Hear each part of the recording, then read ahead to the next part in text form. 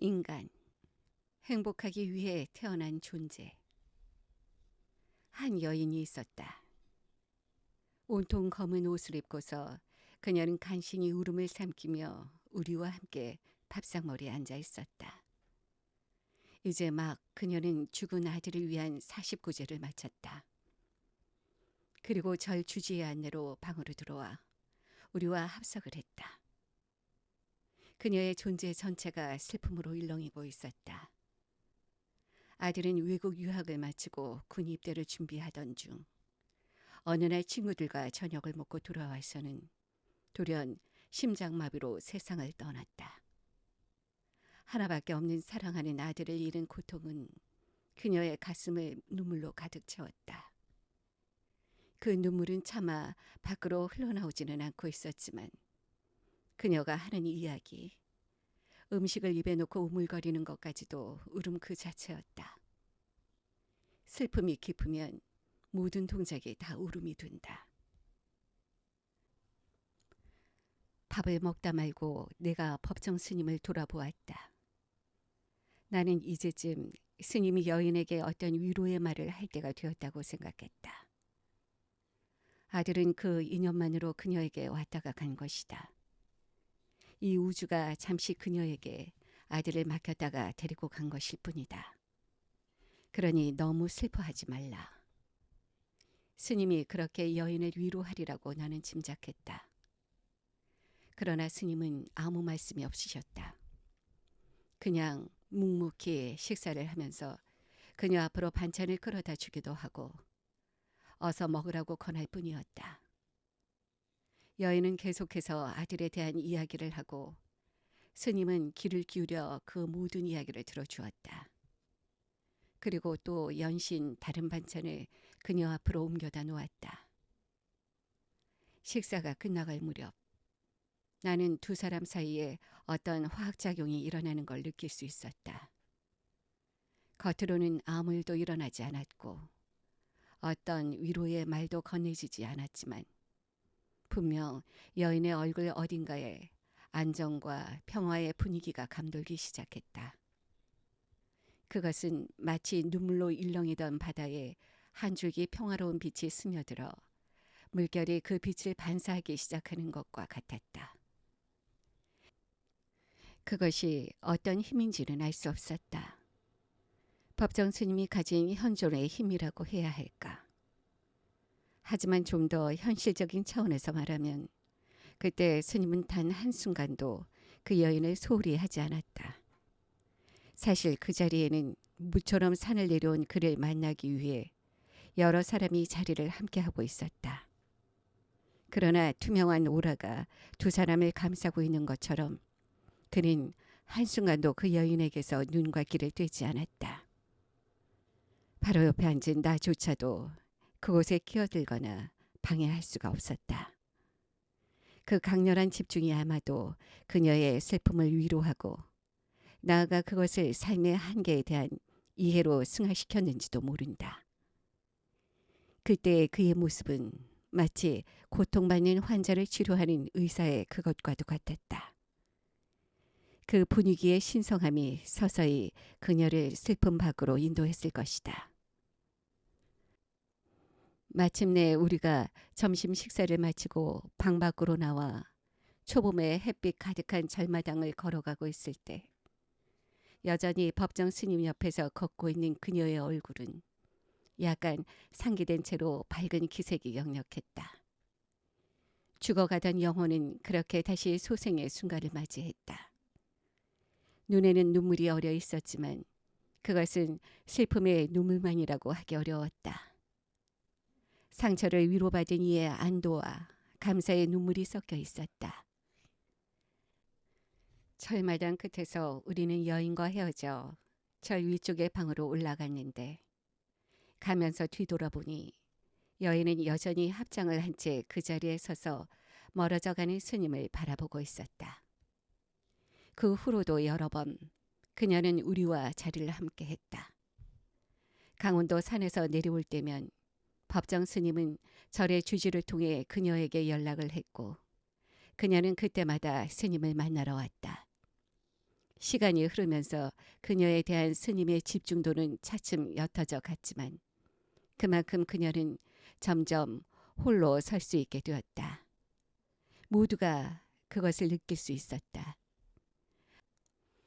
한참이 지나 나는 뉴욕으로 떠나기 위해 공항에 갔다가 그곳에서 우연히 그녀와 마주쳤다. 그녀는 환하게 웃으며 먼저 내게 인사를 건넸다. 그녀 역시 외국 어딘가로 여행을 떠나는 중이었다. 그녀의 밝음과 웃음이 비행기 좌석에 앉을 때까지 나를 떠나지 않았다. 회교 신비주의 시인 잘랄 루딘 루미는 썼다. 인간이라는 존재는 여인수가 같다. 매일 아침 새로운 손님이 도착한다. 기쁨, 절망, 슬픔, 그리고 약간의 순간적인 깨달음 등이 예기치 않은 방문객처럼 찾아온다. 그 모두를 환영하고 맞아들이라.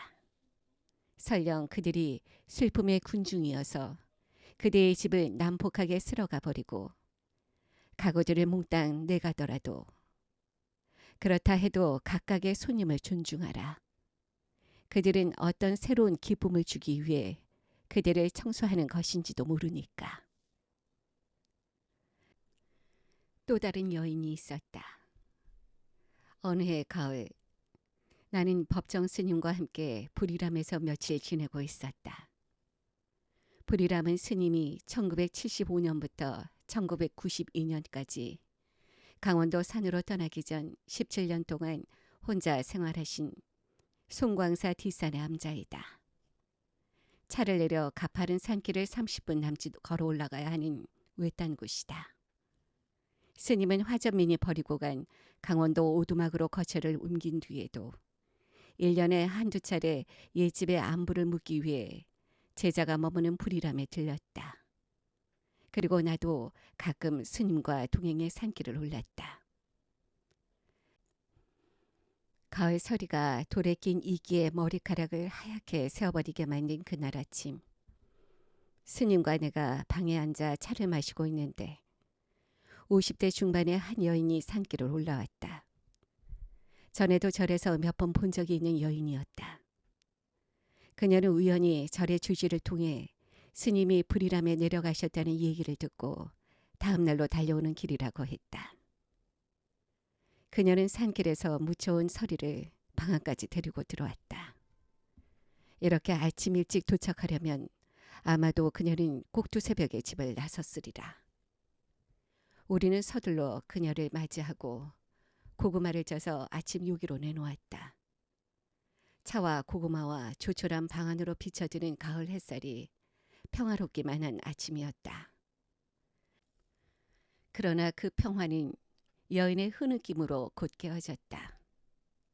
조금 전까지만 해도 평범하게 잘 살고 있는 것처럼 보였던 그녀는 너무도 힘든 삶의 방향을 잃고 괴로워하고 있었다.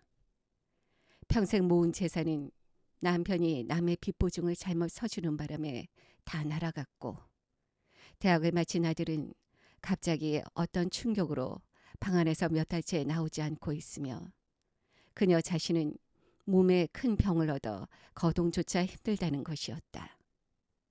이렇게 산길을 걸어 올라온 것 자체가 기적이라고 했다. 나는 어떻게 살아야 할까요? 하고 그녀는 외쳐 물었다. 그 물음은 단순히 삶의 길을 묻는 것이 아니었다. 고통과 번뇌로부터 벗어남과 모든 문제가 해결되어 다시 평탄한 삶을 살게 되기를 바라는 염원이 동시에 담겨 있었다. 여인은 그렇게 속세에서 해결하지 못한 문제들을 외딴 암자에 와서 쏟아놓았다. 차와 고구마는 식어가고 스님은 여인의 얘기를 다 듣고 나서 고개를 끄덕이며 말했다. 이렇게 산을 올라왔으니 이곳에서 하룻밤 자고 내려가라고. 그것으로 아침의 드하는 끝이 났다. 우리는 툇마루를 내려와 성큼 가을산의 품 안으로 들어섰다.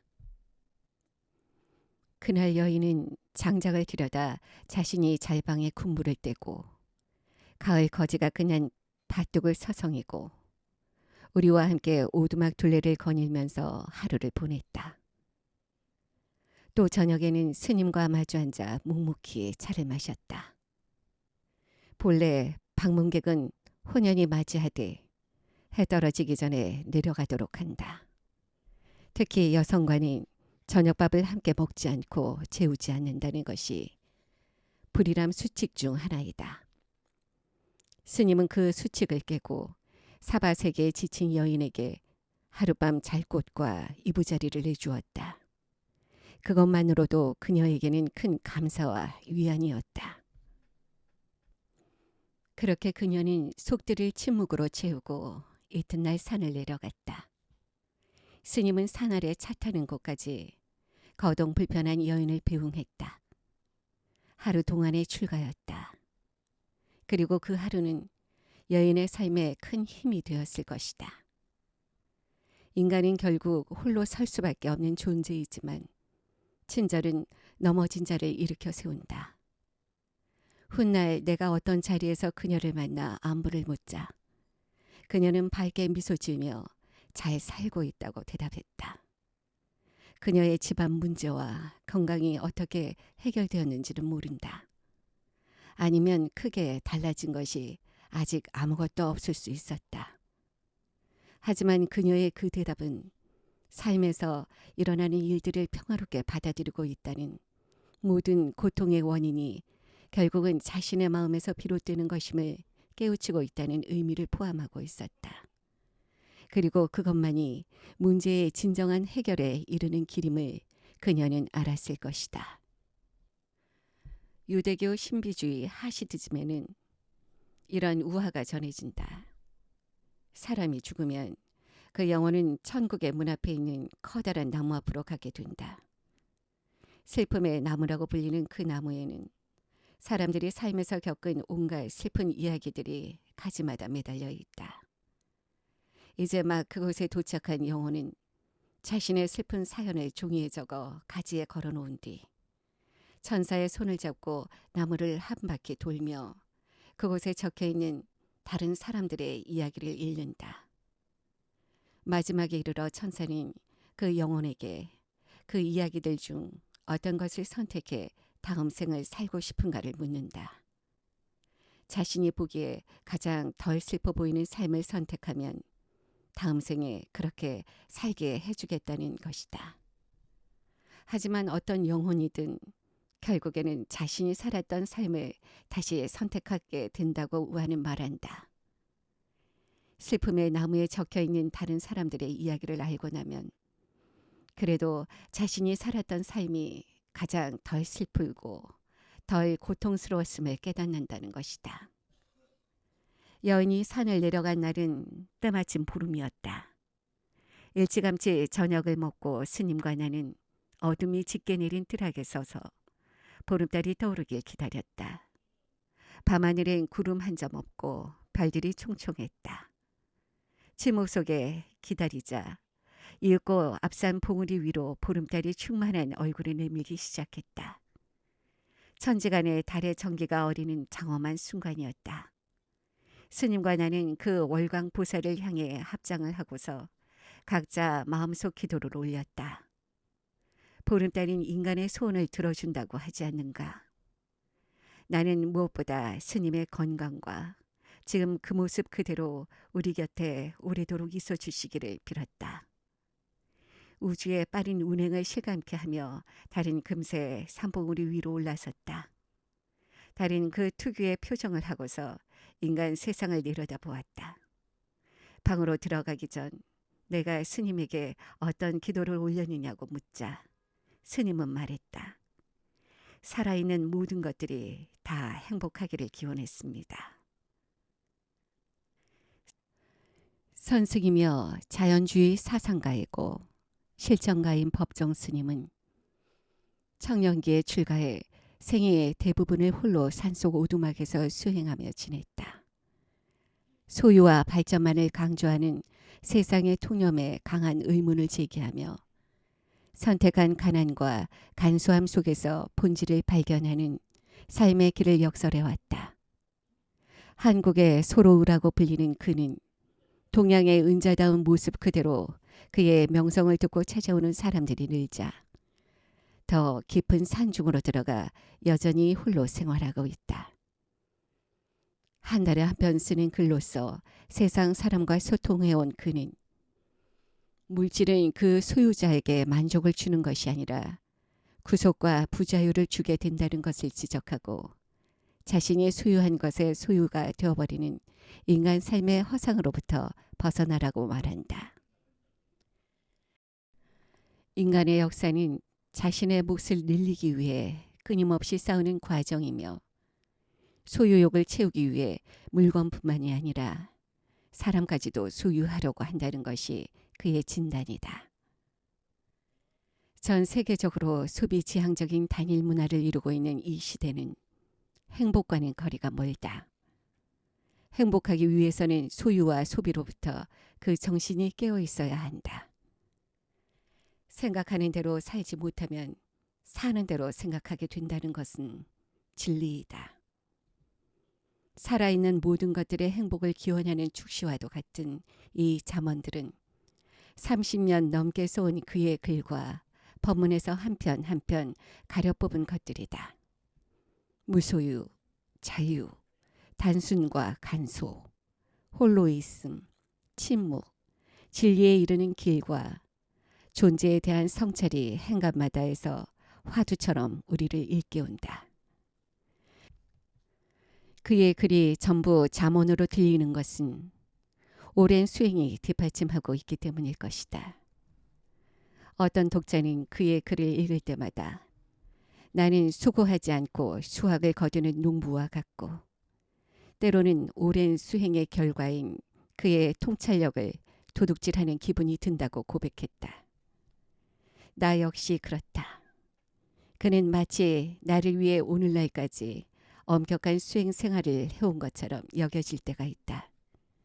그의 글을 읽고 삶의 방향을 수정한 이들이 얼마나 많은가.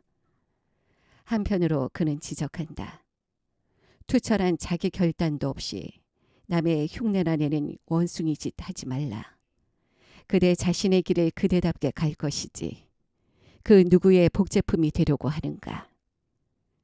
홀로 있어도 의연하고 늘 한자리에 서 있는 나무처럼 그의 글 속에는 변하지 않는 삶의 진리와 일관된 철학이 담겨 있다. 불이람에 갈 때마다 나는 뜰에 서 있는 키 큰 후박나무를 가리키며 그에게 매번 묻는다. 이 나무의 나이가 몇이죠? 그 나무의 나이를 알고자 함이 아니라 언제나 그 자리에 한결같이 서 있음에 대한 나의 감사의 표현이다. 세상의 먼지가 온몸에 두드러기 같은 부작용을 일으킬 때 영혼의 울림을 담은 그의 글은 청정한 소나무 숲에서 며칠 동안 산림욕을 경험한 것처럼 의식을 정화시킨다. 한 장 한 장 넘어가는 책장 소리에서 그의 음성을 듣는 듯하다. 그는 그런 점에서 홀로 살되 홀로 살지 않는다. 그를 통해 세상 모두와 연결되어 있는 것이다. 어떤 독자는 또 말한다. 천지간의 적막한 산중에서 홀로 살아가는 그는 홀로 살면서 세상 만물과 함께 있는 삶을 살기를 원하는 내 꿈의 상징이라고. 그가 출가한 지 50년이 흘렀다. 하지만 그는 말한다. 진정한 자유는 정신적인 데 있다고. 깨어있는 영혼에는 세월이 스며들지 못한다. 삶을 마치 소유물처럼 생각하기 때문에 우리는 그 소멸을 두려워한다. 그러나 삶은 소유물이 아니라 순간순간에 있습니다. 우리가 걱정해야 할 것은 늙음이 아니라 녹쓰는 삶이다. 살 때는 삶에 철저해 그 전부를 살아야 하고 죽을 때는 죽음에 철저해 그 전부가 죽어야 한다. 그리고 그는 우리의 길 속에 귀에 대고 묻는다. 너는 네 세상 어디에 있는가? 여기 이 잠언집은 여느 책처럼 그 자리에서 한 번에 다 읽고 덮어버리기에 어울리는 책이 아니다. 오히려 끝까지 읽지 않아도 옆에 오래 놓아두어야 할 책이다. 내 방은 많은 책으로 둘러싸여 있지만 법정 스님의 책만큼은 그 숫자에 포함하고 싶지 않다. 그의 책들은 한 권의 책으로서가 아니라 늘 하나의 도반으로 곁에 있다. 법정이라는 이름이 그 자체로 산이고 오두막이고 청정함이며 어디에도 걸림없는 자유이기 때문이다. 류시화